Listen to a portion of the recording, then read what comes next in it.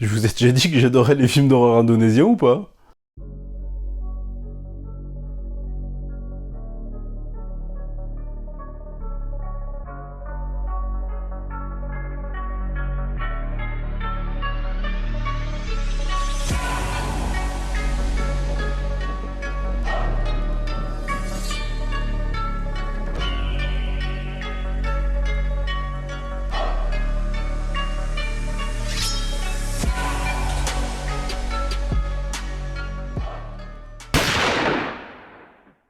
Salut à tous les amis, on se retrouve aujourd'hui pour parler de Death Whisper, réalisé par Awi Suryadi, dont c'est le troisième film.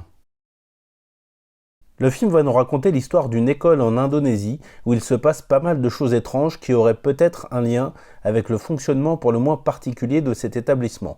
En effet, les élèves sont classés par rang, ceux des rangs inférieurs subissant des brimades incessantes des rangs supérieurs.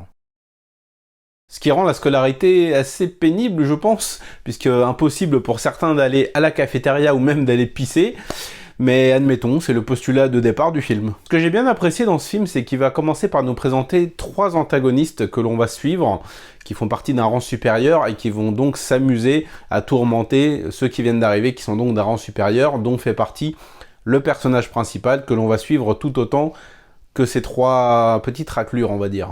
Ça va donner lieu à pas mal de scènes que je trouve assez intéressantes, même si le film reste au final assez prévisible et souffre d'une écriture assez convenue et assez moyenne, il faut bien le reconnaître. Je pense par exemple à une scène où le héros traverse un couloir tout en parlant à une amie, sous le regard un petit peu inquiet et amusé de plusieurs élèves qui vont murmurer sur son passage et se retourner.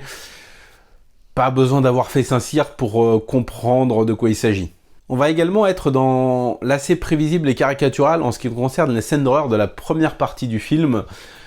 Ça n'a pas vraiment de très grands impacts visuels, ça reste assez convenu, même si j'ai bien aimé la scène de la piscine qui va quand même se démarquer un minimum.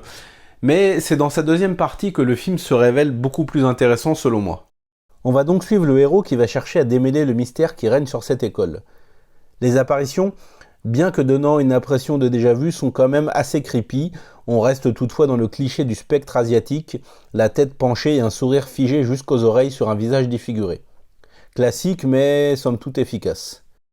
Death Whisper n'est pas franchement un film qui va se démarquer de par son originalité ou de par ses scènes d'horreur.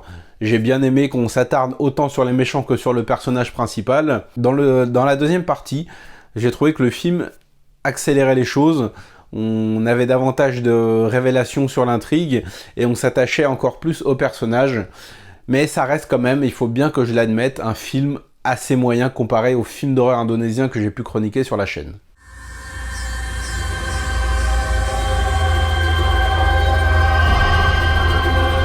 Pourtant, mais qu'est-ce que j'ai aimé! Mais qu'est-ce que j'ai aimé!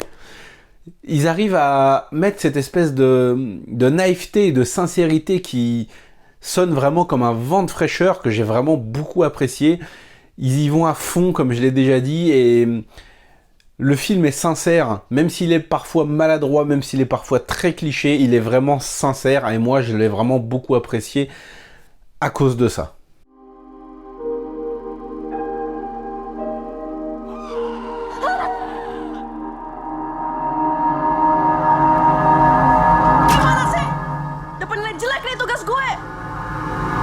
Death Whisper n'est pas une priorité, mais ça reste un film très attachant que j'ai beaucoup apprécié, et si vous l'avez déjà vu, je vous invite à me dire ce que vous en avez pensé dans les commentaires. Si je vous l'ai fait découvrir par le biais de cette vidéo, n'hésitez pas à revenir me faire un petit avis une fois que vous l'aurez vu. Et moi je vous dis à la prochaine, on se retrouve très vite pour parler de cinéma asiatique, parce que vous savez que ça déchire. Ciao!